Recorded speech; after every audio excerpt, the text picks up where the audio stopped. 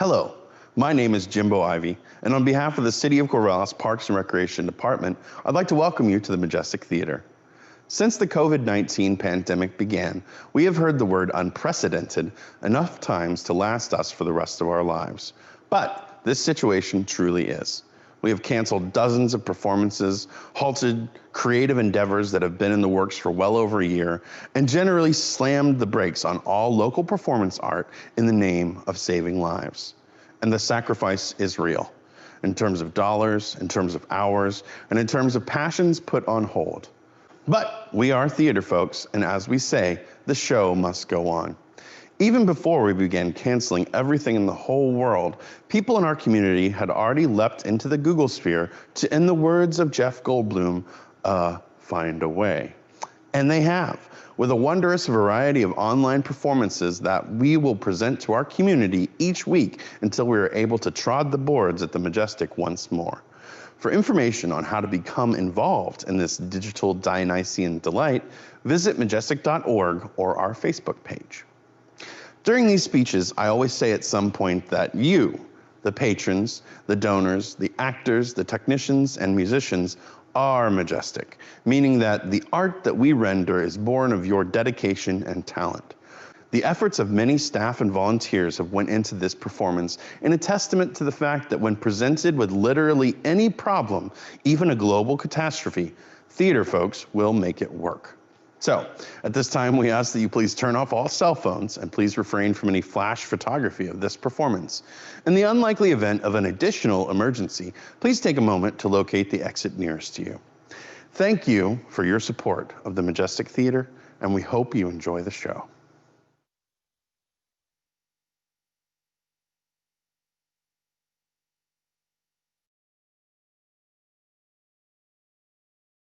Distinguished guests of our virtual stage, let us take you first to a rocky beach on the shores of Illyria, where a distraught, bedraggled, and sorely fatigued young noblewoman named Viola sits with a sea captain who just rescued her from a ship that went down in a storm. She and her beloved twin Sebastian were both passengers on that ship, and she believes him dead. What country friend is this? This is Illyria, lady. And what should I do in Illyria? My brother, he is in Elysium. Perchance he is not drowned. What think you, sailor? It is perchance that you yourself were saved. Oh, my poor brother. And so perchance may he be? True, madam. My own escape unfoldeth to my hope. Knowest thou this country? I was bred and born, not 3 hours' travel from this very place. Who governs here? A noble duke in nature, as in name. What is his name? Orsino. Orsino. I've heard my father name him. He was a bachelor then. And so is now, or was so very late. For but a month ago I went from hence, and then 'twas fresh in murmur, as you know what great ones do, the less will prattle of, that he did seek the love of fair Olivia. What's she? A virtuous maid, the daughter of a count that died some 12 months since, leaving her in the protection of his son, her brother, who shortly also died, for whose dear love, they say, she hath abjured the sight and company of men. Oh, that I served that lady. That's hard. She will admit no kind of suit. No, not the Duke's. There is a fair behavior in thee, captain. I prithee, and I'll pay thee bounteously. Conceal me what I am, and be my aid, for such disguise as haply shall become the form of my intent. I'll serve this Duke. Only shape thou thy silence to my wit. Be you his servant, and your mute I'll be. When my tongue blabs, then let mine eyes not see. I thank thee. Lead me on. Meanwhile, on the lush estate of the fair Olivia, her good-natured drunk uncle, Sir Toby Belch, has been clumsily trying to set up his obtuse friend, Sir Andrew Aguecheek, with his bereaved niece.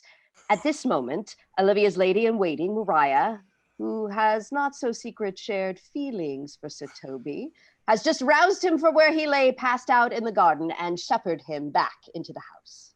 By my troth, Sir Toby, you must come in earlier nights. What a plague means my niece to take the death of her brother thus?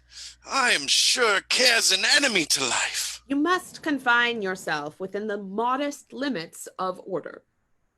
Fine. I'll confine myself no finer than I am. These clothes are good enough to drink in, and so be these boots too. That quaffing and drinking will undo you. I heard my lady talk of it yesterday, and of a foolish knight that you had brought here to be her wooer. Who? Sir Andrew Aguecheek? Aye, he. He's a very fool and a prodigal. Fie that you'll say so. He speaks 3 or 4 languages, word for word, without book, and hath all the good gifts of nature. But that he hath the gift of a coward, he would quickly have the gift of a grave. Moreover, he is drunk nightly in your company. With drinking healths to my niece? I'll drink to her as long as there is passage in my throat and drink in Illyria, or Castellano Volgo, for here comes Sir Andrew Eggooface. Sir Toby Belch!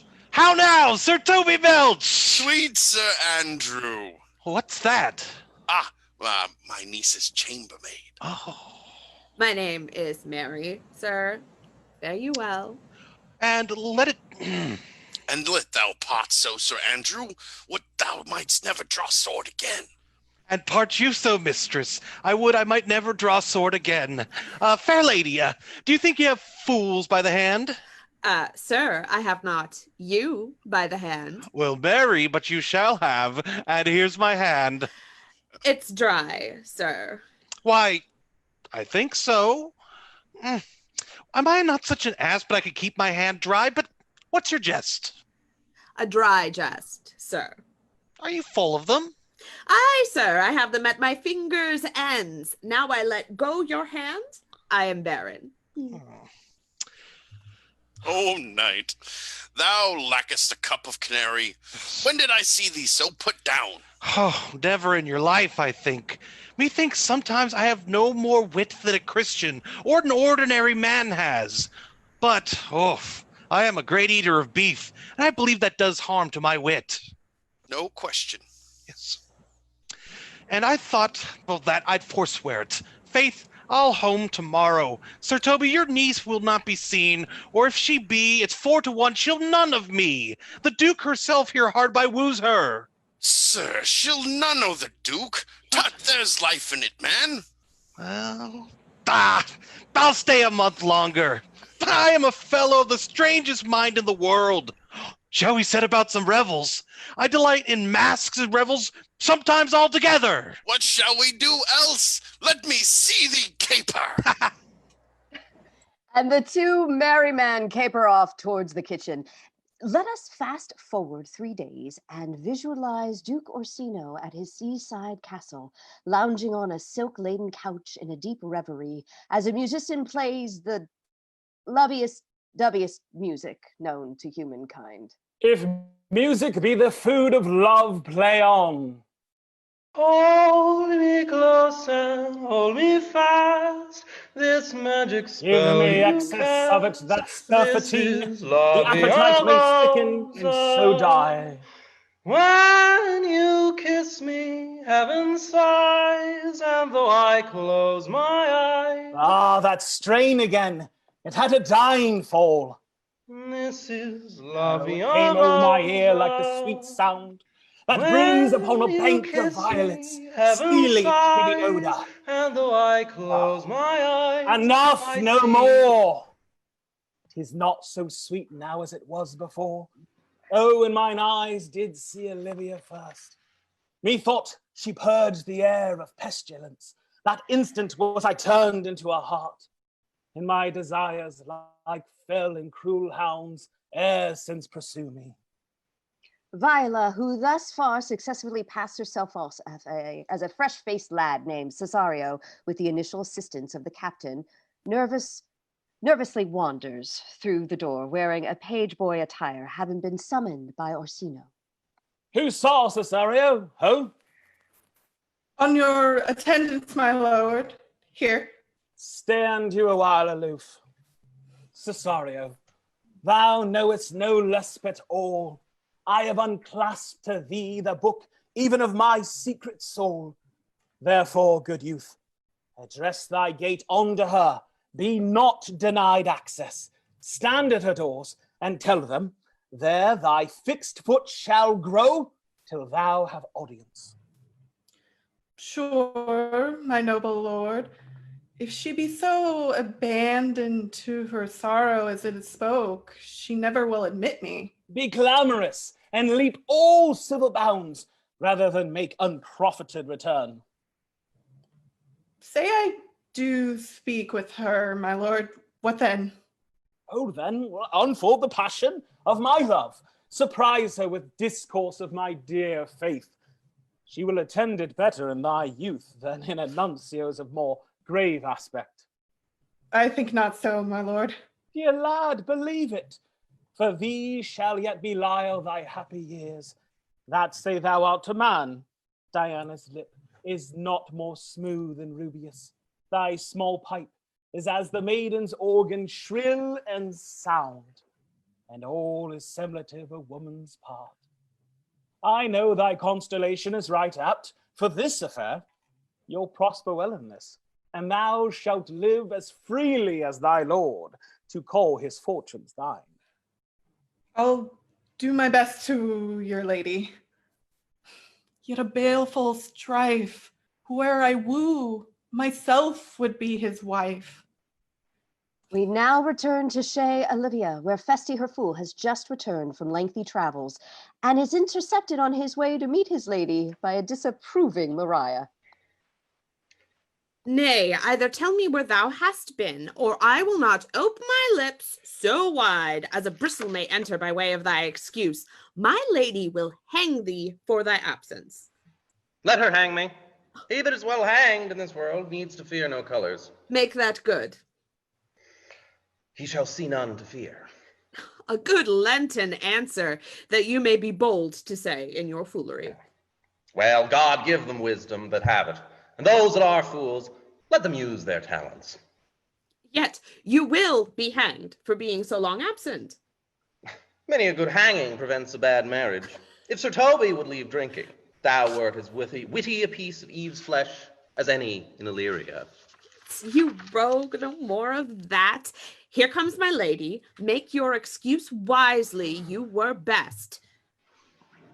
Olivia approaches them dressed in black, having just emerged from the church with her stern but conspicuously attentive steward, Malvolio, and another servant by her side. God bless thee, lady. Take the fool away. Do you not hear, fellows? Take away the lady. Go to. You are dry, fool. I'll no more of you. Besides, you grow dishonest. 2 faults, Madonna.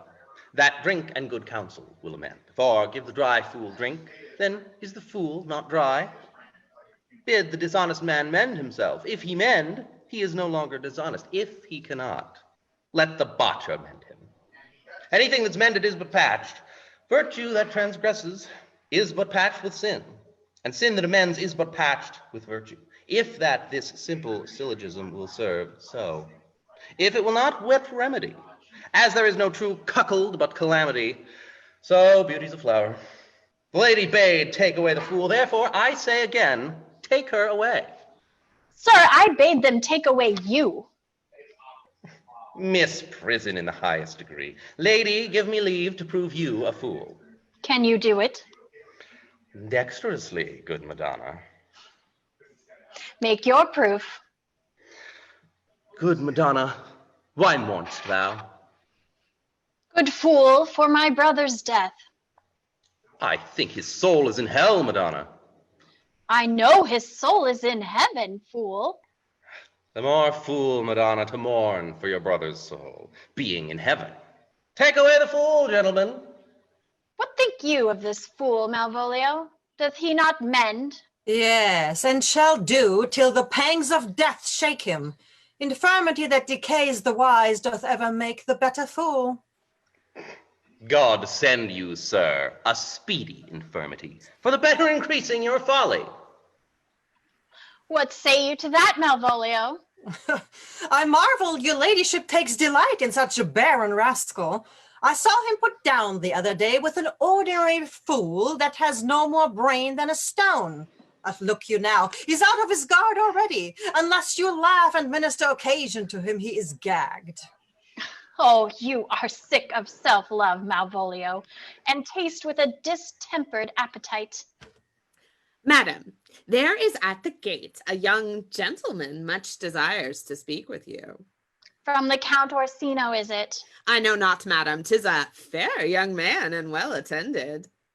Who of my people hold him in delay? Sir Toby, madam, your kinsman. Oh, fetch him off, I pray you. He speaks nothing but madman. Fie on him. Go you, Malvolio. If it be a suit from the Count, I am sick, or not at home. What you will to dismiss it. Oh, by mine honor, half drunk. What is he at the gate, cousin? A gentleman. A gentleman. What gentleman? 'Tis a gentleman here. Plague all these pickled herring. How now, sot? Good Sir Toby. Cousin, how have you come so early by this lethargy? Lechery? I defy lechery. There's one at the gate. Aye, Mary, what is he? Let him be the devil, and he will, I care not. Give me faith, say I. Well, it's all one. What's a drunken man like, fool? Like a drowned man, a fool and a madman. One draught above heat makes him a fool, the second maddens him, and a third drowns him. Go thou and seek the coroner, and let him sit on my cuz, for he is in the 3rd degree of drink. He's drowned. Go look after him. He is but mad yet, Madonna, and the fool shall look to the madman. Madam, yon young fellow swears he will speak with you. I told him you were sick. It takes on him to understand so much and therefore comes to speak with you.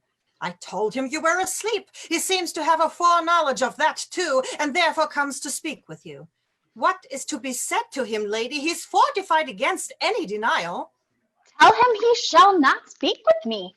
He's been told so, and he says he'll stand at your door like a sheriff's post, but he'll speak with you. What kind of man is he? Why, of mankind.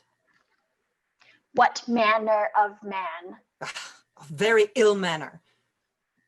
He is well favored, and he speaks very shrewishly. One would think his mother's milk were scarce out of him. Let him approach. Call in my gentlewoman. Gentlewoman, my lady calls. Give me my veil. Come, throw it over my face. We'll hear once more this Orsino's embassy. Viola enters the room feeling like a black cat in snow, but trying not to show it in the manliest way possible. The honorable lady of the house. Which is she? Speak to me. I shall answer for her. Your will? Most radiant, exquisite, and unmatched beauty. I pray you tell me if this be the lady of the house, for I never saw her. I would be loath to cast away my speech, for besides that it is excellently well penned, I've taken great pains to con it. Whence came you, sir? I can say little more than I've studied, and that question's out of my part. Good gentle one, giving me modest assurance, if you be the lady of the house, that I may proceed in my speech. Are you a comedian? No, my profound heart, and yet, by the very fangs of malice, I swear, I am not that I play. Are you the lady of the house? I am. I will on with my speech in your praise, and then shew you the heart of my message. Come to what is important. I forgive you the praise. Alas, I took great pains to study it, and 'tis poetical. It is more the like to be feigned. I pray you keep it in. I heard you were saucy at my gates, and allowed your approach rather to wander than to hear you. If you be not mad, be gone, and if you have reason, be brief. 'Tis not the time of moon to make one so skipping a dialogue. Will you hoist sail, sir? Here lies your way. No, good swabber. I am to hull here a little longer. Tell me your mind. It alone concerns your ear. I bring no overture war, no taxation of homage. I hold the olive in my hand. My words are as full of peace as matter. Yet you began rudely. What are you? What would you? The rudeness that hath appeared in me have I learned from my entertainment. What I am and what I would are secret as maidenhead. To your ears, divinity. To all others, profanation. Give us the place alone. We will hear this divinity. Now, sir, what is your text? Most sweet lady. A comfortable doctrine, and much may be said of it. Where lies your text? In Orsino's bosom. In his bosom? In what chapter of his bosom? To answer by the method, in the first of his heart. Oh, I have read it. It is heresy. Have you no more to say? Good madam, let me see your face. Have you any commission from your lord to negotiate with my face? You are now out of your text, but we will draw the curtain and show you the picture. It's not well done. Excellently done, if God did all. 'Tis in grain, sir. 'Twill endure wind and weather. 'Tis beauty truly blent, whose red and white nature's own sweet and cunning hand laid on. Lady, you are the cruelest she alive, if you will lead these graces to the grave and leave the world no copy. Oh, sir, I will not be so hard-hearted. I will give out divers schedules of my beauty. It shall be inventoried, and every particle and utensil labeled to my will as item 2 lips, indifferent red, item 2 gray eyes with lids on them, item 1 neck, 1 chin, and so forth. Were you sent hither to praise me? I see what you are. You are too proud. But if you were the devil, you are fair. My master loves you. How does he love me? With adorations, fertile tears, with groans that thunder love, with sighs of fire. Your lord does know my mind. I cannot love him. He might have took his answer long ago.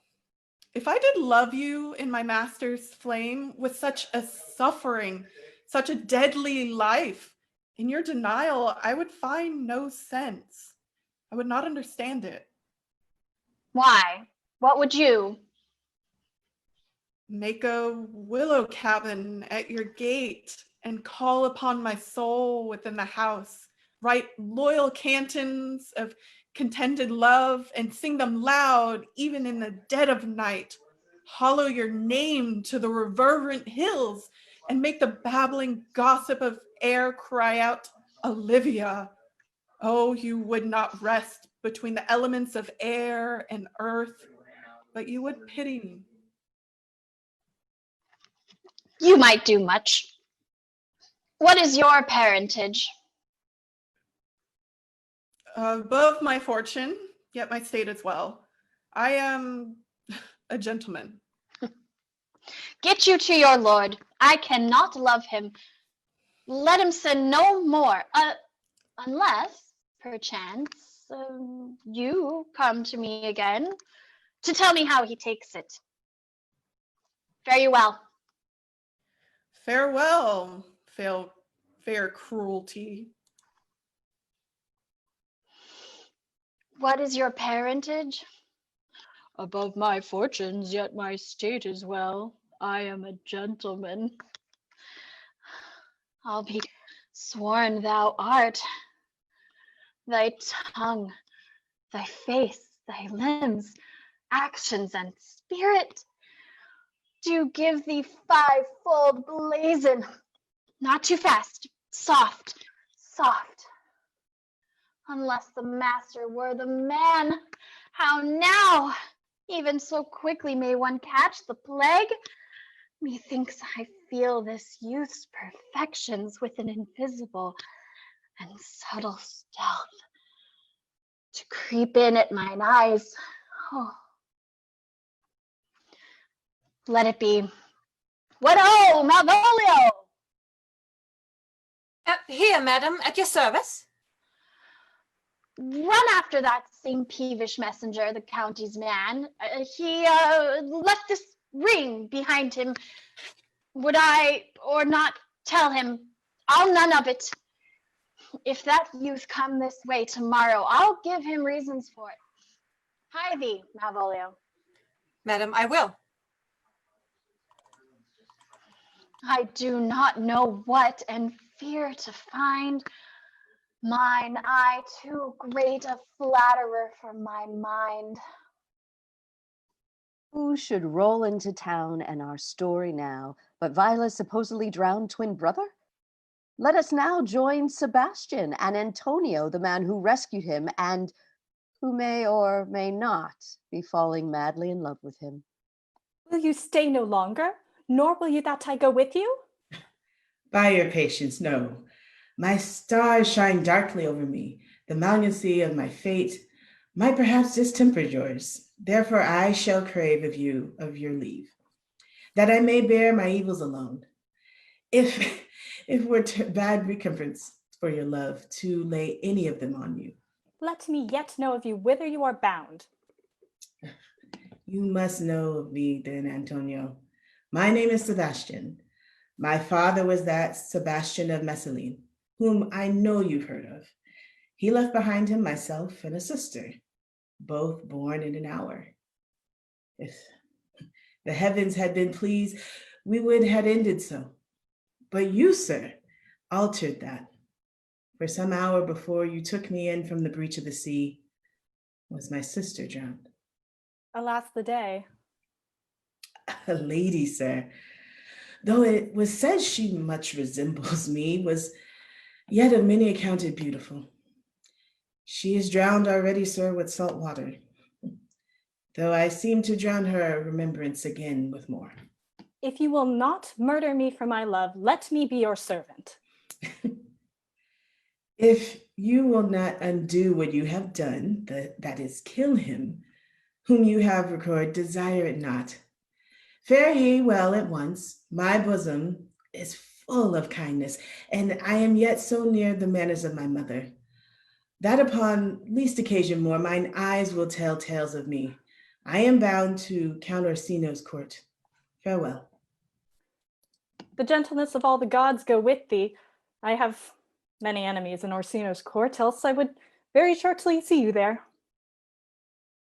But come what may, I do adore thee so that danger shall be sport, and I will go. On the other side of town, we find Sebastian's dear sister, our Viola, dejectedly trudging back to the court, trying to rehearse the most palatable response to Orsino's inevitable frustration. Malvolio tries and fails to sprint in a dignified manner to catch up with her. Were you not even now with the Countess Illyria? E'en now, madam. She returns this ring to you, sir. She took the ring of me? Oh, none of it. Oh, come, sir, you peevishly threw it to her, and her will is it should be so returned. I left no ring with her. What means this, lady? Fortune forbid my outsides have not charmed her. She made good view of me, indeed so much that sure methought her eyes had lost her tongue, for she did speak and starts distractedly. She loves me sure. The cunning of her passion invites me to this churlish messenger. None of my lord's ring, why, he sent her none. I am the man. If it be so, as 'tis, poor lady, she were better love a dream. Disguise, I see thou art a wickedness, wherein the pregnant enemy does much. What will become of this, as I am man? My state is desperate for my master's love. As I'm woman, now alas the day, what thriftless sighs shall poor Olivia breathe? Oh, time, thou must untangle this, not No. I. No. It is too hard a knot for me to untie. Later that night, we find the sirs lumbering down to the kitchen for some musical and liquid merriment. Not to be abed after midnight is to be up betimes. Nay, by my troth, I know not, but I know to be up late is to be up late. A false conclusion. I hate it as an unfilled can. To be up after midnight and to go to bed then is early. Mariah, say a stoup of wine. Yes. Here comes the fool, in faith. Welcome. Oh, how now, my hearts. Did you never see the picture of we three? Welcome, ass. Now, let's have a catch. And you love me, let's do it. I am a dog at a catch. A caterwauling do you keep here? If my lady hath not called up her steward Malvolio and bid her turn you out of doors, never trust me. 3 merry men be we. Am I not consanguineous? Am I not of her blood? To the valley lady. Ho, row the rattling bog, the bog down in the valley. Ho, row the rattling bog down in the valley. Well, in the bog there was a hole around, hole, rattling hole, a hole in the bog down in the valley. Ho, row the rattling bog down in the valley. Ho, row the rattling bog. And in the hole there was a cedar, rattling cedar. Oh, God. Peace. My masters, are you mad? Or what are you? Have you no wit, manners, nor honesty, but to gabble like tinkers at this time of night? Do ye make an alehouse of my lady's house? Is there no respect of place, person, nor time in you? We did keep time, madam, in our catch. Snack up. Sir Toby, I must be round with you. My lady bade me tell you, if you can separate yourself and your misdemeanors, you are welcome to the house. If not, and it would please you to take leave of her, she is very willing to bid you farewell. Out of tune, madam, ye lie. Art thou no more than a steward? Dost thou think that because thou art virtuous, there shall be no more cake snail? Go, madam, rub your chain with crumbs. A stoup of wine, Mariah.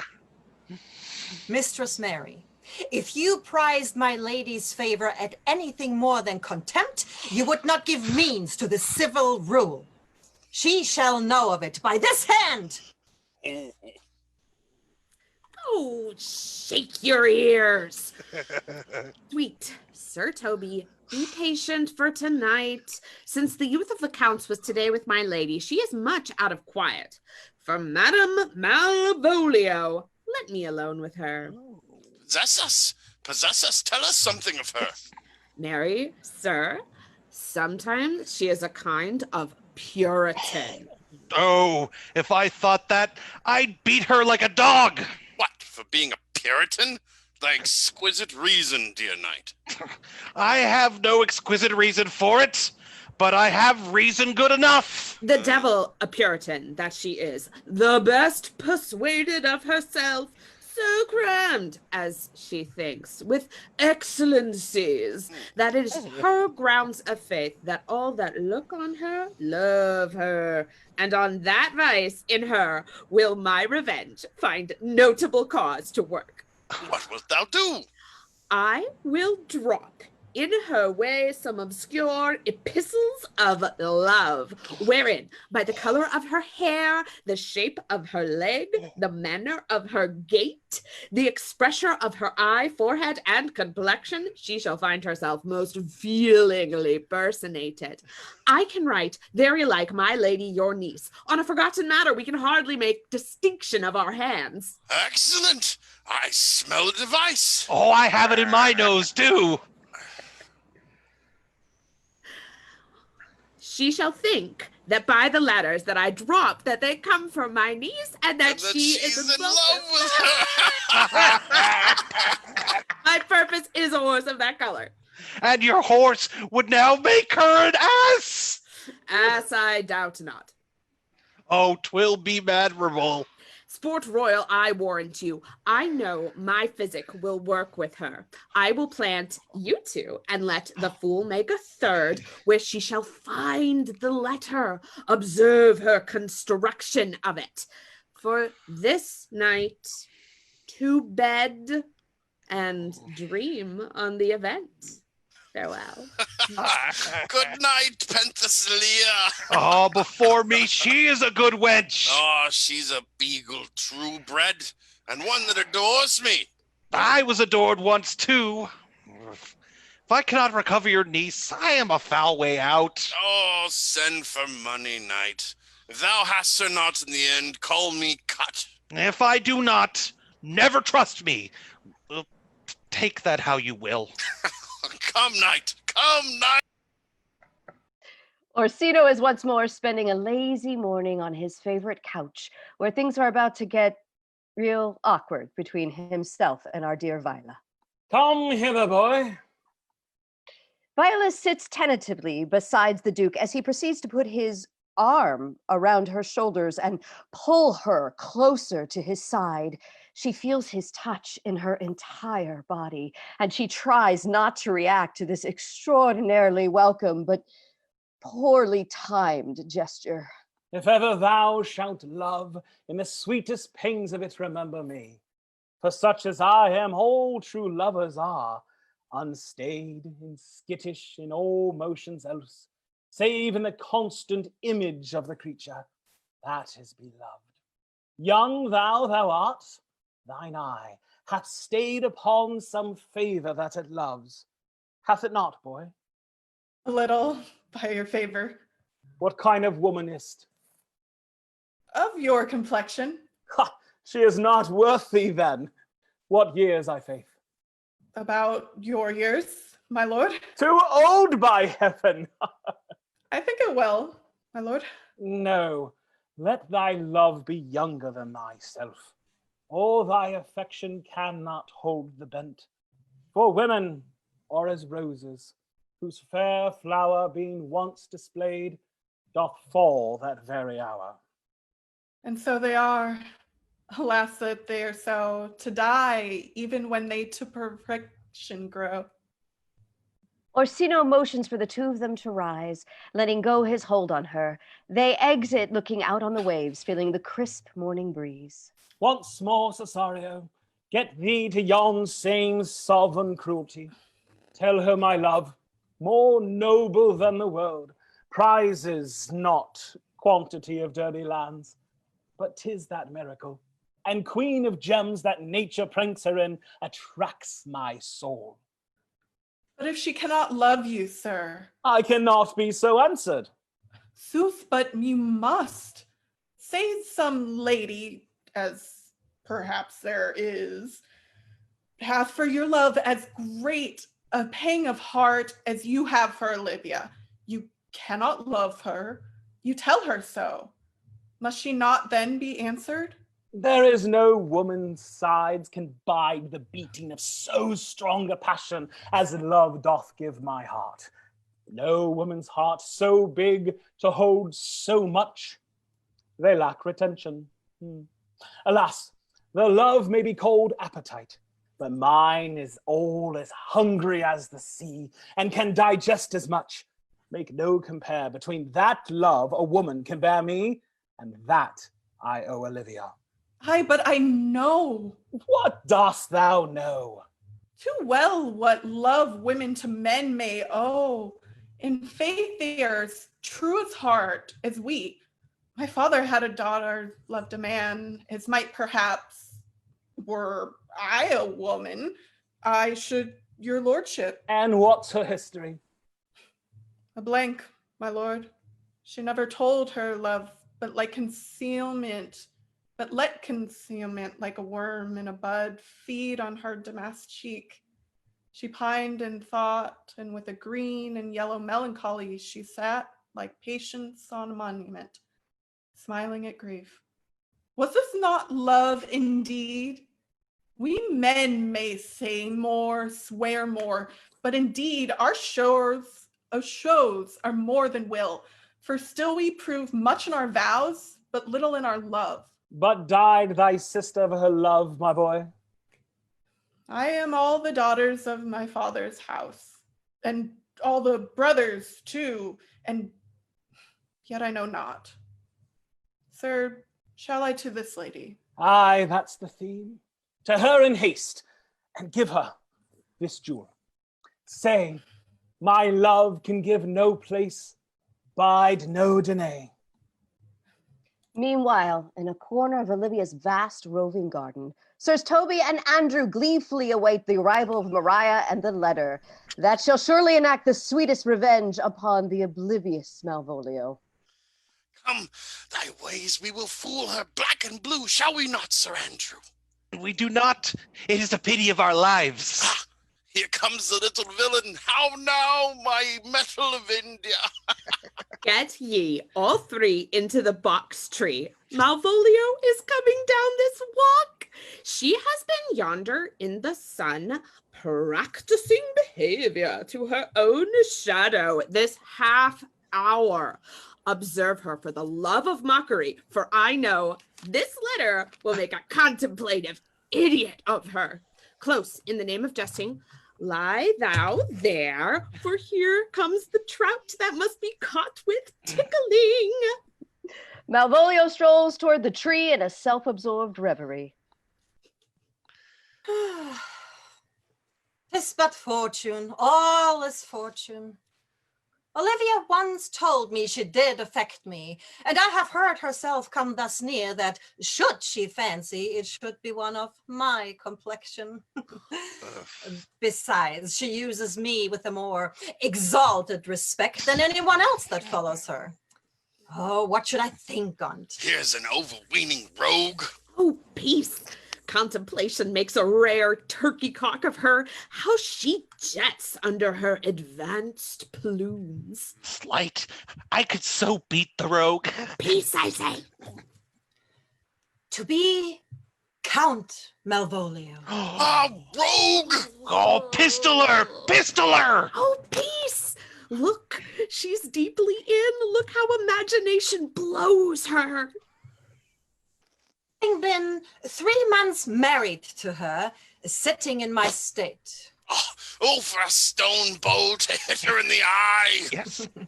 Calling my officers about me in my branched velvet gown, having come from a daybed where I have left Olivia sleeping. Fire and brimstone. To ask for my kinsman, Toby. Peace, peace, now. 7 of my people with an obedient start make out for him.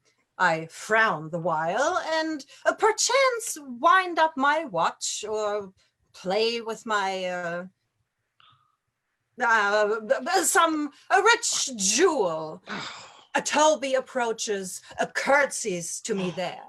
Shall this lady live? Though our silence be drawn from us with cars, yet peace. I extend my hand to him thus, saying, Cousin Toby, my fortune having cast me on your knees, give me this prerogative of speech. You must amend your drunkenness. Out, scab! Besides, you waste the treasure of your time with a foolish knight. Oh, that's me, I warned you. One Sir Andrew. I knew it was I, for many do call me a fool. Oh, what employment have we here? Now is the woodcock near the gin? By my life, it is my lady's hand. These be her very C's, her U's, and her T's, and thus makes she her great peace. To the unknown beloved, this and my good wishes. This wins her liver and all. I command where I adore, but silence like a Lucrece knife, with bloodless stroke my heart doth gore. MOAI doth sway my life. Excellent wench, say I. Wait, I. MOAI doth sway my life. Nay, but let me see. I may command where I adore. Why, she may command me. I serve her. She is my lady. Why, this is evident to any formal capacity. There is no obstructionness, and the end, what should that alphabetical position portend? Softly. MOAI. M. Me, ma. But Malvolio! M! Why, this begins my name! But then there is no consonancy in the sequel that suffers under probation. A should follow, but O does. MOAI. And yet, to crush this a little, it would bow to me, for every one of these letters are in my name. Oh, soft. Here follows prose. If this fall into the hand, revolve. In my stars, I am above thee, but be not afraid of greatness. Some are become great, some achieve greatness, and some have greatness thrust upon them. Their fates open their hands. Let thy blood and spirit embrace them, and to inure thyself to what thou art like to be. Cast thy humbled sloth and appear fresh. Be opposite with a kinsman, surly with servants. Put thyself into the trick of singularity. She thus advises thee that sighs for thee. Remember who commanded thy yellow stockings and wish to see thee ever cross-gartered. I say, remember, go to. Thou art made if thou desirest to be so. If not, farewell. She that would alter services this with thee, the unfortunate unhappy. Ha! Daylight and champagne discovers not more. But why, this is open. I will be proud. I will read politic authors. I will baffle Sir Toby. I will wash off all gross acquaintance. I will be point devise the very woman. Oh, I do not fool myself to let imagination jade me, for every reason excites to this, that my lady loves me. Oh, she did commend my yellow stockings of late. She did praise my leg being cross-gartered. Oh, I thank my stars I am happy. Love and thy stars be praised. Oh, here is yet a postscript. Thou canst not choose but know who I am. If thou entertainst my love, let it appear in thy smiling. Thy smiles become thee well. Therefore, in my presence still smile, my dear sweet, I prithee. Oh, love, I thank thee. I will smile. I will do everything that thou wilt have me. Malvolio skips away. Dignity be damned. The three co-conspirators gingerly climb down from the tree to avoid losing their grip from their laughter. I could marry thee, wench, for this device. And ask no other dowry with you but such another jest. Oh, nor I either. If you will then see the fruits of this sport, mark her first approach before my lady. She will come to her in yellow stockings, and 'tis a color my lady abhors, and cross-gartered, which is a fashion my lady detests. And Malvolio will smile upon her. If you will see it, follow me. To the gates of Tartar, thou most excellent devil of wit. I'll make one too. Whilst the three pranksters scurry into the house on the opposite side, Viola encounters Festi on her way to bear unwelcome tidings to Olivia once more. Save thee, friend, and thy music. Dost thou live by thy taper? No, sir, I live by the church. Art thou a churchman? No such matter, sir. I do live by the church, for I do live at my house. And my house doth stand by the church, but indeed words are very rascals, since bonds disgrace them. Thy reason, friend. Troth, sir, I can yield you none without words, and words are grown so false I'm loath to prove reason with them. I warrant thou art a merry fellow, and carest for nothing.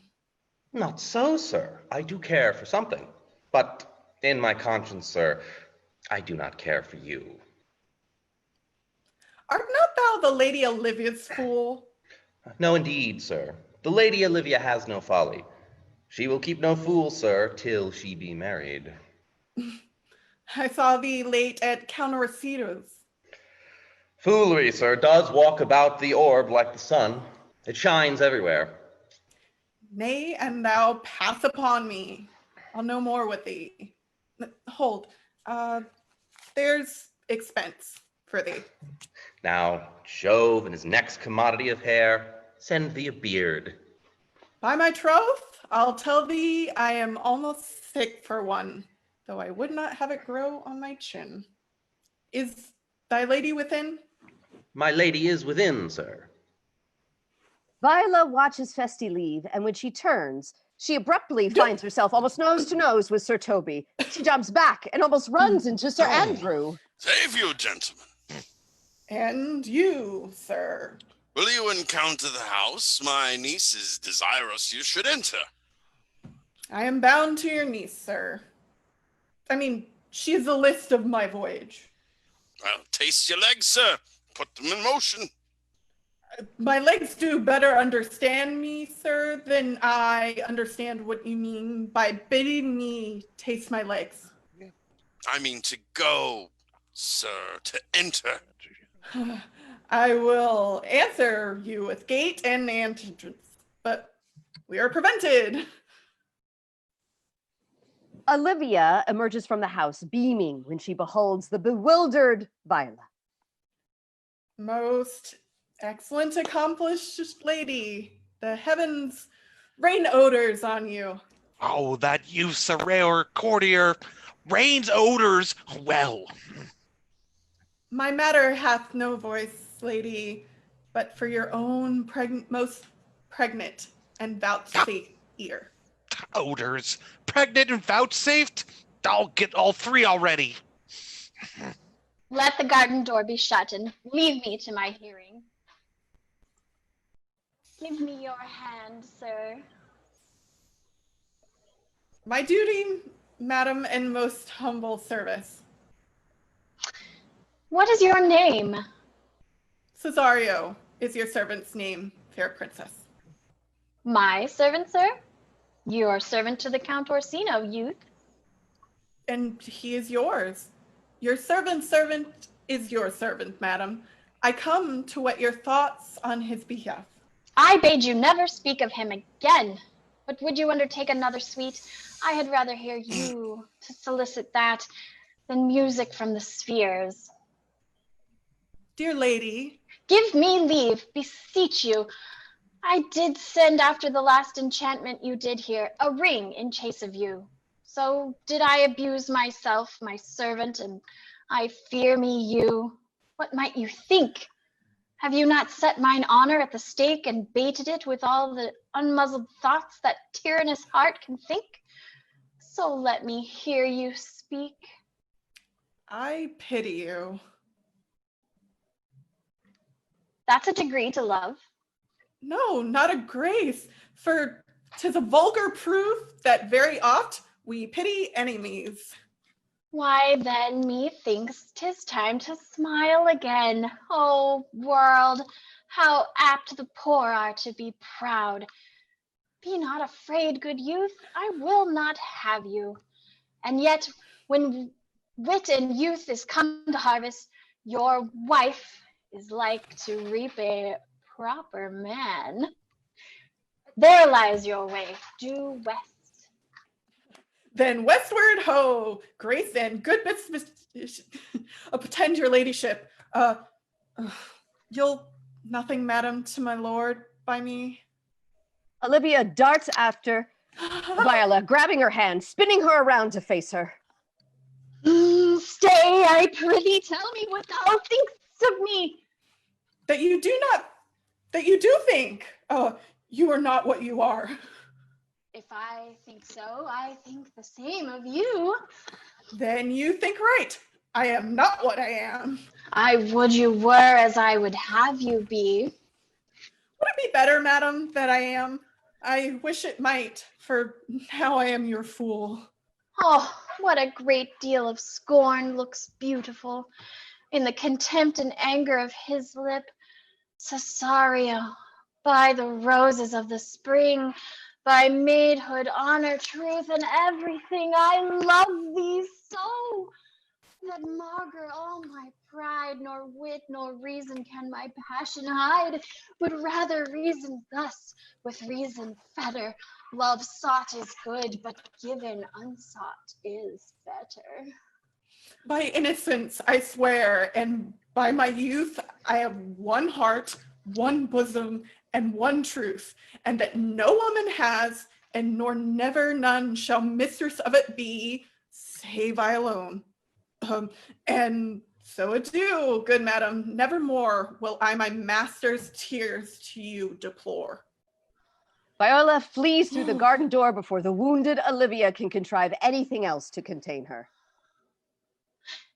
Yet come again, for thou perhaps mayst move that heart which now abhors to like his love. The impassioned Olivia exit the garden, pushing the sirs aside. No, Faith, I'll stay not a jot longer. Thy reason, dear Venom, give thy reason. Oh, Mary, I saw your niece do more favor to the Count's serving man than ever she bestowed upon me. I saw it in the orchard. Did she see you the while, old boy? Tell me that. Oh, as plain as I see you now. This was a great argument of love in her towards you. Oh, slight, will you make an ass of me? She did shew favor to the youth in your sight only to exasperate you, to awake your dormouse valor, to put fire in your heart and brimstone in your liver. You should then have accosted her. This was looked for at your hand, and this was balked. Oh, no. Challenge me, the Count's youth, to fight with him. Yes. Okay. Hurt him in 11 places. My niece shall take note of it, and assure thyself there is no love broker in the world can more prevail in man's commendation with women than a report of valor. Will you bear a challenge to him? Oh, write it in a martial hand, be cursed and brief. It is no matter how witty, so it be eloquent and full of invention about it. Where shall I find you? We shall call thee at the cubiculo. Go. Yes. Sir Andrew gallops away as though he were some mighty steed, as Maria appears and motions to Sir Toby into the house with great urgency. If you desire the spleen and will laugh yourself into stitches, follow me. Yond gull Malvolio is turned heathen. She's in yellow stockings. And cross-gartered? Oh, most villainously. I can hardly forbear hurling things at her. I know my lady will strike her. If she do so, Malvolio will smile and take it for a great favor. Bring us where she is. The pair head off toward Olivia's quarters. Beyond the walls of Olivia's manor in the surrounding streets, Antonio discovers Sebastian in the center of town and runs to embrace him.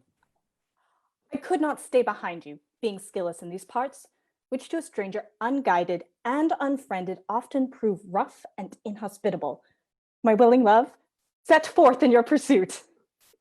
My kind Antonio, I can no other answer make, but thanks. Shall we go see the relics of this town? Tomorrow, sir. Best first go see to your lodging. I am not weary, and 'tis long till night. I pray you, let us satisfy our eyes with the memorials and the things of fame that do renown this city. Would you pardon me? I do not without danger walk these streets. Once in a sea fight against the Count and his galleys, I did some service of such note indeed, that were I taken here, it would scarce be answered. Be like you slew great number of his people? The offense is of not such a bloody nature, but if I be lapsed in this place, I'll pay. Do now then walk too open. It doth not fit me. Hold, sir. Here's my purse. In the south suburbs at the Elephant is best to lodge. There you'll soon have me. Why your purse? Haply your eyes shall light upon some toy you have desired to purchase, sir. I'll be your purse bearer and leave you for an hour. To the Elephant. I do remember. As the friends embrace once more, we head back to a sitting room where Olivia anxiously awaits the return of her hopelessly desired Cesario. I have sent after him. He says he'll come. How shall I feast him? What bestow of him?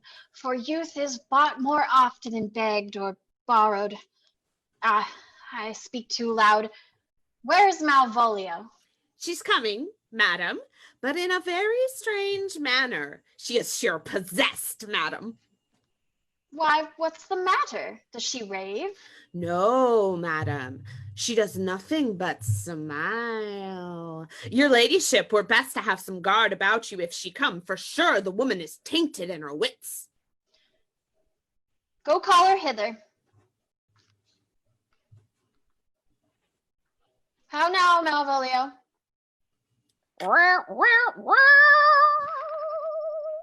Sweet lady. Oh. Ho, ho. Smiles thou? I sent for thee upon a sad occasion. Sad, lady? I could be sad. Oh, this makes some obstruction in the blood, those cross-gartering. But what of that? How dost thou, man or woman? What is the matter with thee? Not black in my mind, though yellow in my legs. It did come to his hands, and commands shall be executed. I think we do know the sweet Roman hand, huh? Wilt thou go to bed, Malvolio? To bed? Aye, sweetheart, and I'll come to thee. God comfort thee, why dost thou smile so and kiss thy hand so oft? How do you, Malvolio? Be not afraid of greatness. Oh, 'twas well writ. What meanst thou by that, Malvolio? Some are born great. Huh? Some achieve greatness. What sayst thou? And some have greatness thrust upon them. Heaven restore thee! Remember who commended thy yellow stockings? Thy yellow stocking? And wished to see thee cross-garter? Cross-gartered? Go to, thou art made if thou desirest to be so. Am I made? If not, let me see thyself a servant still. Why, this is very midsummer madness. The horrified Olivia is spared further advances by the timely arrival of another servant. Madam, the young gentleman of the Count Orsino's is returned. I could hardly entreat him back. I'll come to him. Good Maria, let this lady be looked to. Where's my cousin Toby? Have a special care of him. I would not have him miscarry for the half of my dowry. Sir Toby and Maria enter, trying not to laugh their brains out just yet. Oh ho, do you come near me now? This concurs directly with the letter. She sends him on purpose that I may appear stubborn to him, for she incites me to do that in the letter. Nothing that can come between me and the full prospect of my hopes. Yes, here she is. How is it with you, madam? How Go is off. it with you, lady? I go off. I discard you. Let me enjoy my private. Go off. Lo, how hollow the fiend speaks within her. Did I not tell you? Sir Toby, my lady, prays you to have a care of her. Aha, does she so? Go to, please, we must deal gently with her. How do you, Malvolio? How is it with you? What lady? Defy the devil. Consider he is an enemy to mankind. Do you know what you say? La, you speak ill of the devil. How she takes it at heart. Pray God she be not bewitched. Do you not see you move her? Why, how now, my barcock? How dost thou chuck? Sir! Get her to say her prayers, good Sir Toby. Get her to pray. Oh, go hang yourselves all. You are idle, shallow things. I am not of your element. You shall know more hereafter. Malvolio flounces off to await his love. Why, we shall make her mad indeed. The house will be the quieter. Come, we'll have her in a dark room and bound. My niece is already in the belief that she's mad. We may carry her thus for our pleasure and her penance. But see. Sir Andrew swaggers into the room, brandishing a piece of paper. More matter for a May morning. Right? Here's the challenge. Read it. I warrant there's vinegar and pepper in it. Is it so saucy? Aye, is it? I warrant him. Do but read. Youth, whatsoever thou art but a scurvy fellow. Good and valiant. Wonder not, nor admire not in thy mind why I do call thee so, for I will shew thee no reason for it. A good note that keeps you from the blow of the law. Thou comest to the Lady Olivia, and in my sight she uses thee kindly, but thou liest in thy throat. That is not the matter I challenge thee for. Very brief and exceeding good sense. Less. I will waylay thee going home, where if it be thy chance to kill me, good, thou kill'st me like a rogue and villain. Fare thee well, Andrew Aguecheek. If this letter move him not, his leg cannot. I'll give it to him. You may have very fit occasion for it, for he is now in some conference with my lady, and will by and by depart. Go, Sir Andrew, so soon as thou ever see him, draw, and as thou drawest, swear horrible. Away. Nay, let me alone for swearing. I will deliver his challenge by word of mouth, set upon Aguecheek a notable report of valor, and drive the gentleman into a most hideous opinion of his rage. Scylla and Olivia enter, clearly getting nowhere with one another. Here he comes with your niece. Give them way till he take leave, and presently after him. I have said too much unto a heart of stone. There's something in me that reproves my fault, but such a headstrong, potent fault it is, that it but mocks reproof. With the same behavior that your passion bears, go on my master's griefs. Here, Wear this jewel for me. 'Tis my picture. Refuse it not. It hath no tongue to vex you, and I beseech you, come again tomorrow. What shall you ask of me that I'll deny? Nothing but this, your true love for my master. Oh, with mine honor may I give him that which I have given to you. I will acquit you. Well, come again tomorrow. Fare thee well. A fiend like thee might bear my soul to hell. Viola sets off at a clip, but is blocked from reaching the road by Sir Toby and Mariah, who appears set to make her an offer she can't refuse. Sir, God save thee. And you, sir. That defense thou hast, betake thee to it.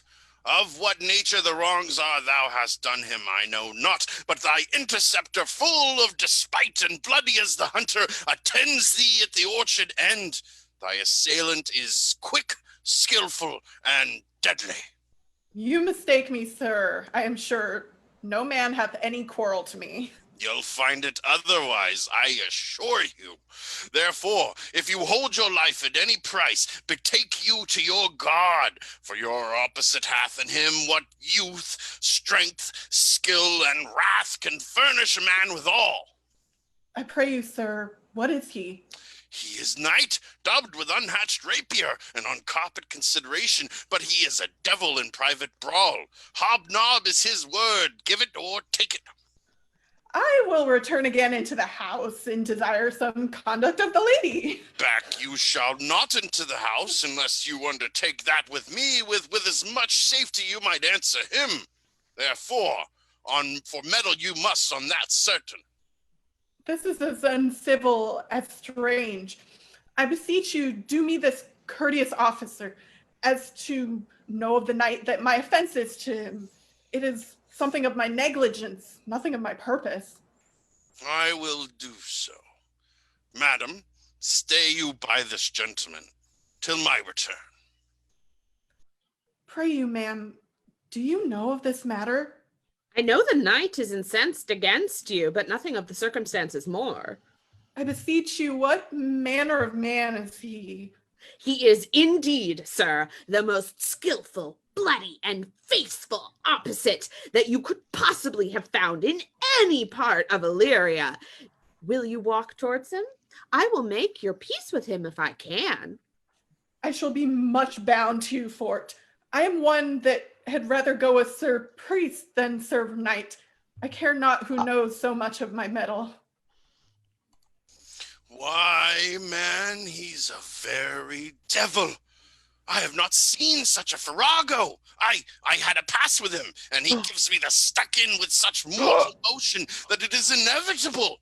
And on the answer, he pays you as surely as your feet hits the ground they step on. Well, pox on it! I'll not meddle with him. Aye, but he will not now be pacified. A plague on it! And I had thought I'd been valiant. I'd have seen him damned ere I challenged him. Let the matter slip, and I'll give him my horse, great Capulet. I'll make the motion. Stand here, make a good show on it. Have his horse to take up the quarrel.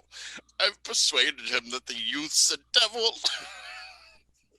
He is as horribly conceited of him, and pants and looks pale, as if a bear were at his heels. There is no remedy, sir. He will fight with you for oath's sake. Oh, pray God, defend me. A little thing would make me tell them how much I lack of man. Give ground if you see him furious. Sir Andrew, there's no remedy. The gentleman will, for honor's sake, have one bout with you. Pray God he keep his oath. I do assure you 'tis against my will. Viola and Sir Andrew feverishly hold their swords at the ready, as though they sooner face a large pod of vampiric beluga whales than each other, when who should burst through the trees to Viola's side but Antonio, holding aloft his own sword. Your sword. If this young gentleman have done offense, I take the fault on me. If you offend him, I for him defy you. You, sir? Why, what are you? One, sir, that for his love dares yet do more than you have heard him brag to you he will. Nay, if you be an undertaker, I am for you. Oh, good Sir Toby, hold, here comes an officer. Great, sir. Put up your sword, if you will. Oh, marry will I, sir. And for that I promised you, I'll be as good as my word. He will bear you easily and reigns well. Antonio, I arrest thee at the suit of Count Orsino. You do mistake me, sir. No, sir, no jot. I know your favor well, though now you have no sea cap on your head. I must obey. This comes with seeking you, but there's no remedy. I shall answer it. What will you do? Oh. Now my necessity makes me ask you for my purse. I must entreat you for some of that money. What money, sir? For the fair kindness you have shown me here, out of my lean and low ability, I'll lend you something. Hold, there's half my coffer. Will you deny me now? Don't tempt my misery, lest that it make me so unsound a man as to upbraid you with those kindnesses I have done for you. I know of none, nor know I you by voice or any feature. Oh, heavens themselves! Come, sir, I pray you go. Let me speak a little. This youth that you see here, I snatched one half out of the jaws of death, but oh, how vile and idle proves this God. Thou hast, Sebastian, done good feature. The man grows mad. Away with him. Come, come, sir. Lead me on. Methinks his words do for such a passion fly that he believes himself. So do not I. Prove true, imagination, oh, prove true that I, dear brother, now be taken for you. For him I imitate. Oh, if it prove tempests are kind and salt waves fresh in love. A very dishonest, paltry boy, and more a coward than a hare. His dishonesty appears in leaving his friend here in necessity and denying him, and for his cowardship ask Maria. Coward, a most devout coward, religious in it. Slid, I'll after him again and to beat him. Do cuff him soundly. Come, let's see this event. I dare lay any money, 'twill be nothing yet. As Sir Andrew strides away, chest puffed once more with Toby and Maria in gleeful pursuit, Sebastian has wandered to the outskirts of the estate where Festi has discovered him, clearly not grasping who he is not. Will you make me believe that I am not sent for you? Go to. Thou art a foolish fellow. Let me be clear of thee. Well held out of faith. No, I do not know you, nor I am not sent to you by my lady, to bid you come speak with her. Nor your name is not Master Cesario, nor this is not my nose, neither. Nothing that is so is so. I prithee, vent thy folly somewhere else. Thou knowest not me. Vent my folly? What shall I vent to my lady? Shall I vent to her that thou art coming? I prithee, foolish Greek, depart from me. There's money for thee. If you tarry longer, I shall give worse payment. By my troth, thou hast an open hand. Sir Andrew emerges and makes a beeline for Sebastian on sight, with Sir Toby and Maria on his heels. Now, sir, I have met you again. There's for you. Why, there's for thee, and there, and there. Ow! Oh. Hurt all people mad. Come on, sir. Nay, let him alone. I'll go another way to work with him. I'll have an action of battery against him. If there be any law in Illyria, though I stroke him first, yet it's no matter for that. Let go thy hand. Sir, I will not let you go. I will be free of thee. What wouldest thou now? What? Nay, then I must have an ounce or two of this malapert blood from you. An incensed Olivia bolts from the nearest gate to rescue her darling Cesario. Hold, Toby, on thy life I charge thee, hold! Madam! Will it ever be thus, ungracious wretch, fit for the mountains and the barbarous caves, where his manners were ne'er preached? Out of my sight! Be not offended, dear Cesario. I prithee, gentle friend, come to my house. What relish in this? How run the stream? Or I am mad, or else this is a dream. Let fancy still and my sense let this steep. If this be to dream, let me sleep. Nay, come, I prithee. Wouldst thou be ruled by me? Madam, I will. Oh, say so, and so be. We now go to a tiny window in the wine cellar in which Maria and Sir Toby have locked the piteously delusional Malvolio and now plan to have Feste do him mischief. Nay, I prithee, put on this gown and this beard, make her believe thou art Sir Topaz the curate. Do it quickly. I'll call Sir Toby the whilst. Well, I'll put it on, and I will dissemble myself in it. And I would I were the first that ever dissembled in such a gown.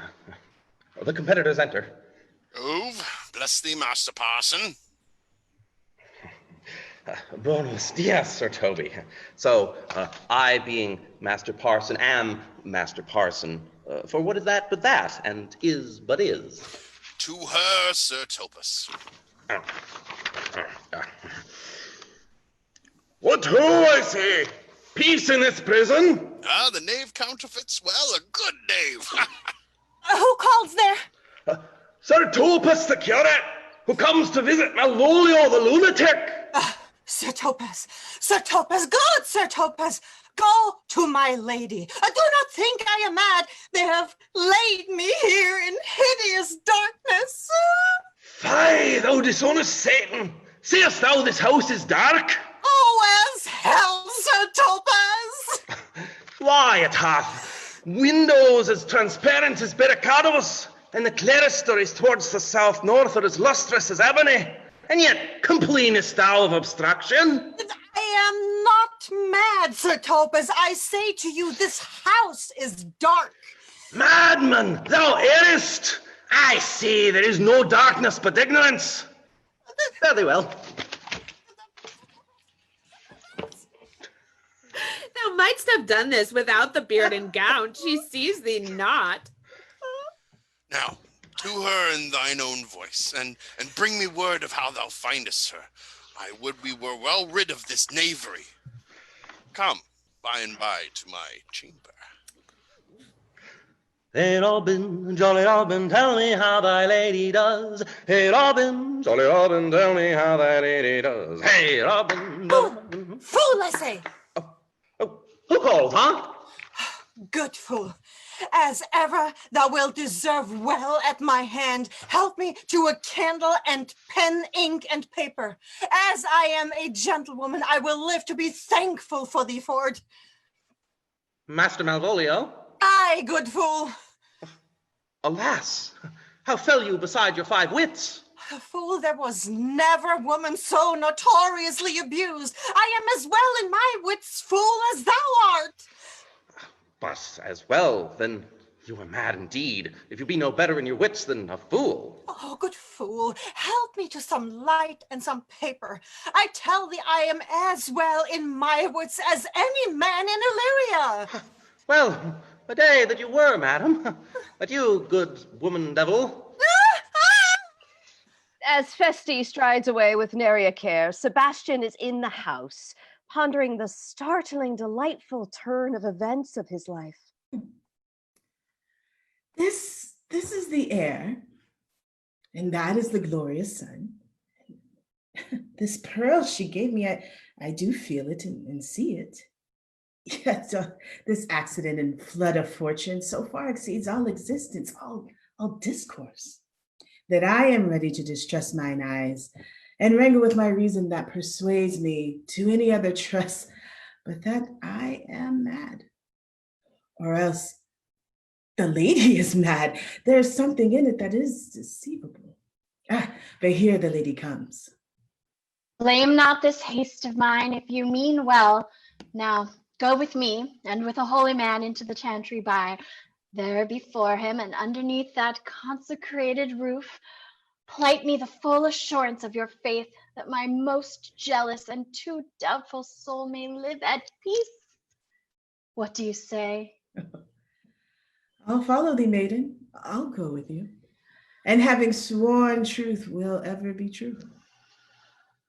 Then walk with me, fair youth, and heaven so shine that they may fairly note this act of mine. Shortly hereafter, the Duke and Viola have arrived on the estate to make the last stand at wooing Olivia. They are met by Antonio and the officer. Here comes the man, sir, that did rescue me. That face of his, I do remember well. He did me kindness, sir, drew on my side, but in conclusion put strange speech upon me. I know not what 'twas, but distraction. Notable pirate, thou salt water thief, what foolish boldness brought thee to their mercies, whom thou in terms so bloody and so dear hast made thine enemies? A witchcraft drew me hither, noble sir. That most ungrateful boy there by your side from the rude seas, enraged and foamy mouth, did I redeem. A wreck past hope he was, and for his sake did I expose myself into the danger of this adverse town, drew to defend him when he was beset, where being apprehended, his false cunning denied me mine own purse. How can this be? When came he to this town? Today, my lord, and for 3 months before, no interim, not a minute's vacancy, both day and night did we keep.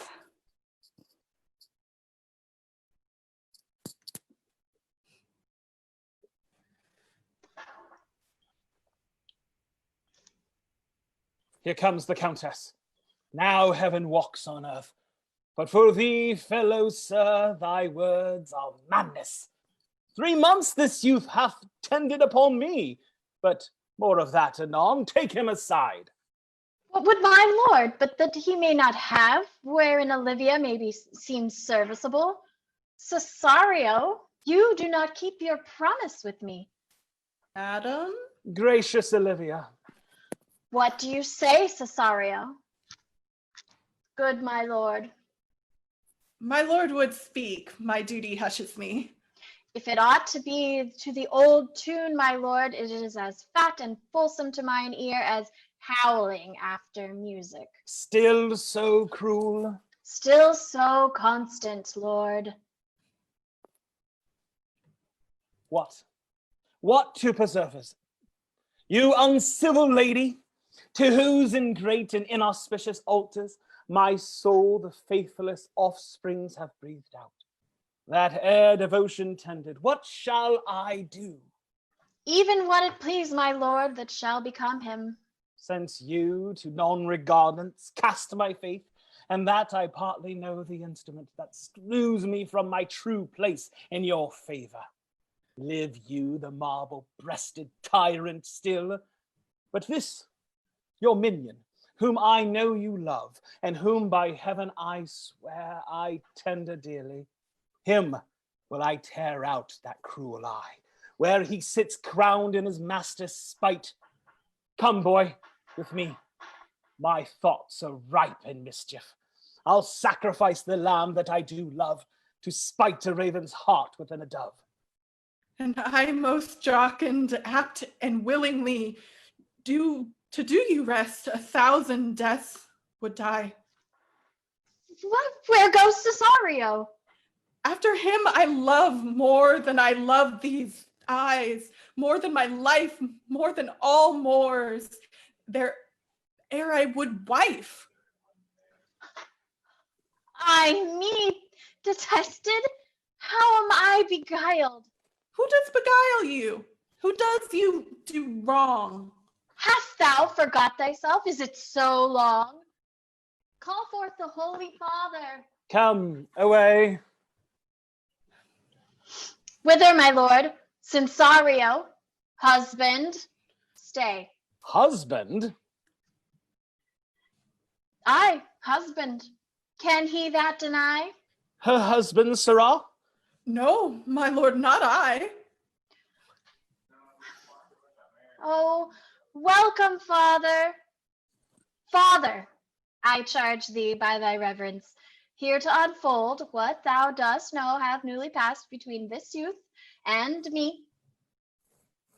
Contract of eternal bond of love, confirmed by mutual joinder of your hands, attested by the holy close of lips, strengthened by interchangement of your rings, and all the ceremony of this compact sealed in my function by my testimony, since when, my watch hath told me, toward my grave I have travailed but 2 hours.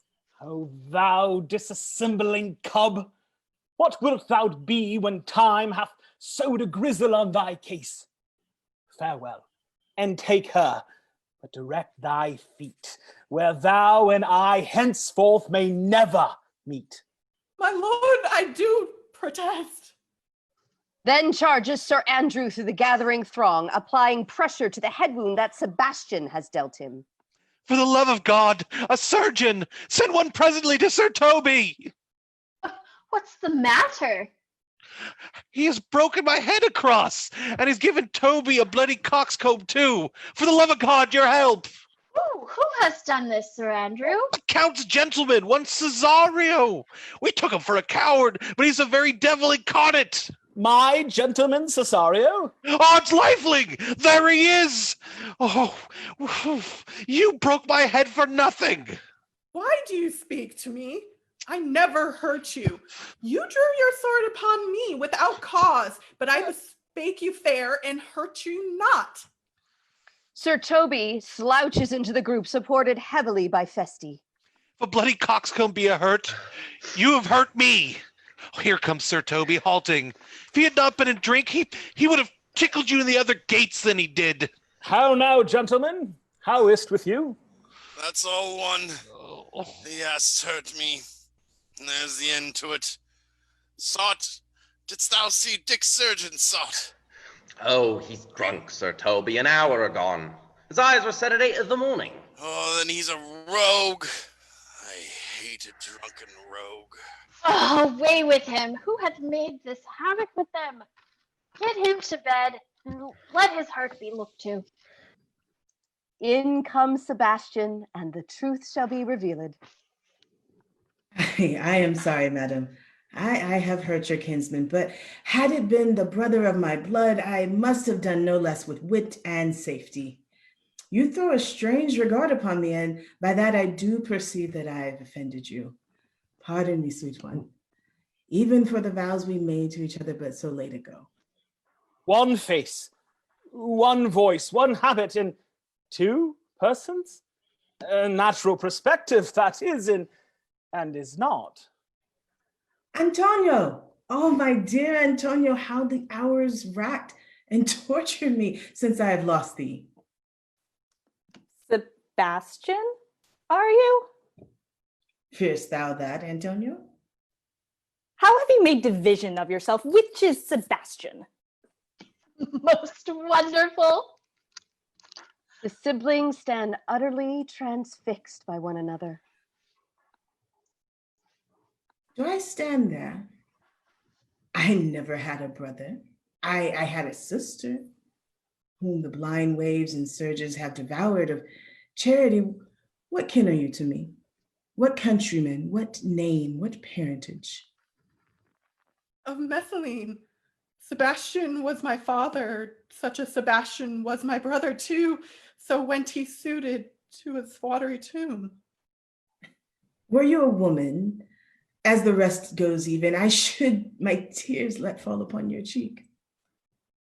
My father had a mole upon his brow. And so had mine. And died that day when Viola from her birth had numbered 13 years. He finished indeed his mortal act. That day made my sister 13 years. Oh, brother!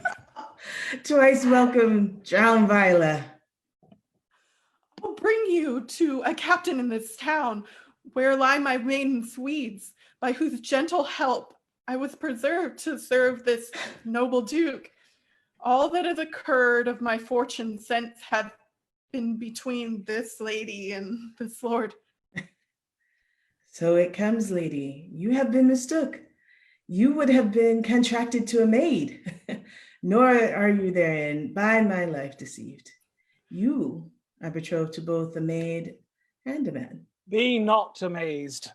Right noble is his blood, if this be so, as yet the glass seems true.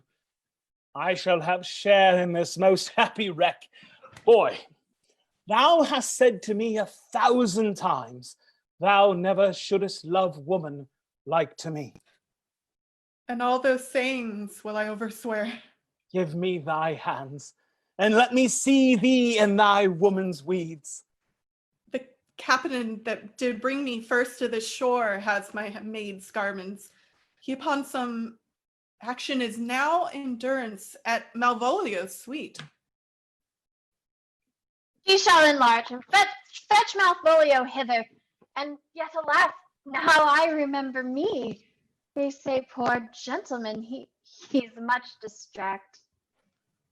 Malvolio emerges from the garden as though she has seen 100 ghosts, slain a wild boar, walked 500 miles, and barely made it back with her life. Feste saddles in behind her.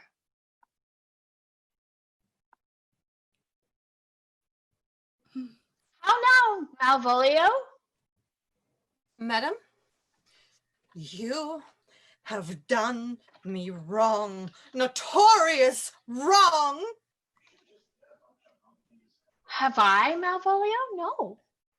Lady, you have. I pray you, peruse this letter. You must not now deny it is your hand, and tell me, in the modesty of honor, why you have given me such clear lights of favor, and acting this in an obedient hope, why have you suffered me to be imprisoned? Tell me, why? Alas, Malvolio, this is not my writing, but out of question 'tis Mariah's hand. Now I do bethink me it was she first told me thou wast mad, then camest in smiling, and in such forms which here were presupposed upon thee in the letter. Prithee, be content, this practice hath most shrewdly passed upon thee. But when we know the grounds and the authors of it, thou shalt be both the plaintiff and the judge of thine own case. Why, some are born great, some achieve greatness, and some have greatness thrust upon them. I was one, sir, in this interlude, one Sir Topus, sir, but that's all one. By the Lord Fool, I am not mad, but do you remember, madam, why laugh you at such a barren rascal? If you smile not, he's gagged. And thus, the whirligig of time brings in his revenges. I'll be revenged on you. The whole pack of you! She hath been most notoriously abused. Pursue her and entreat her to a peace.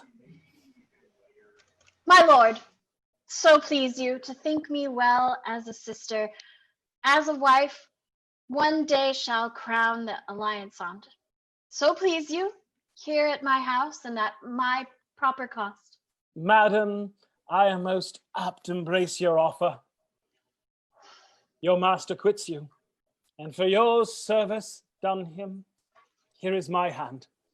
You shall from this time be your master's mistress.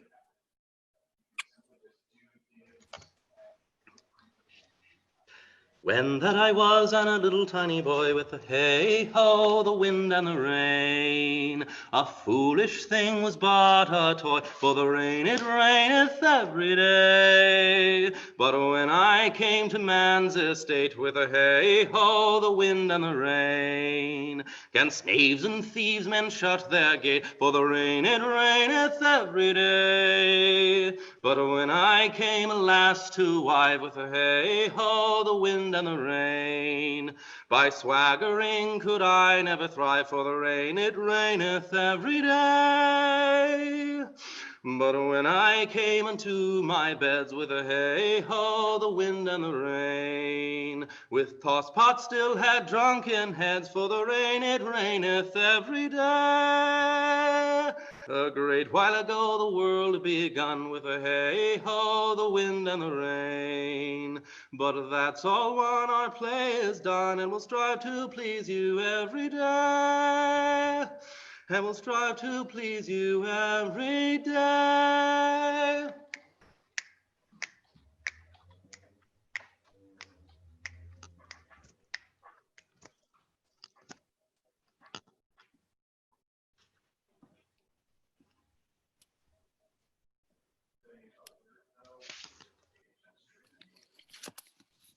Hi, everyone.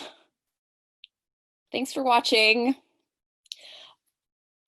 This was my first audition show, and every single one of the people I cast was just, they were all just incredible gifts, and I am going to introduce you to them now. First, we have Lisa Roth as the narrator.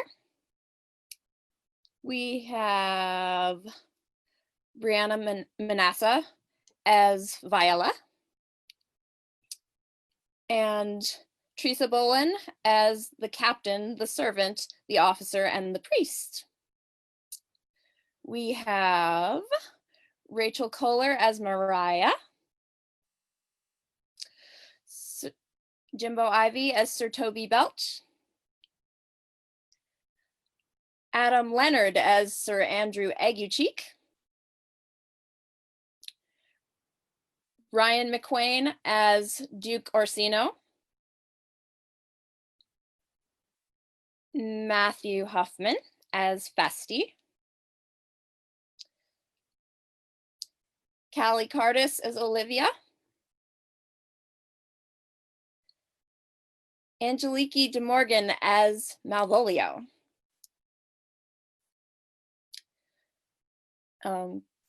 Carolyn Putas as Antonio, Brandy Douglas as Sebastian, and our much appreciated backup actor and our secondary Viola, Nancy Homan.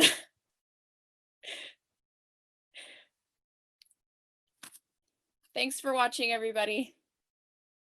Good night.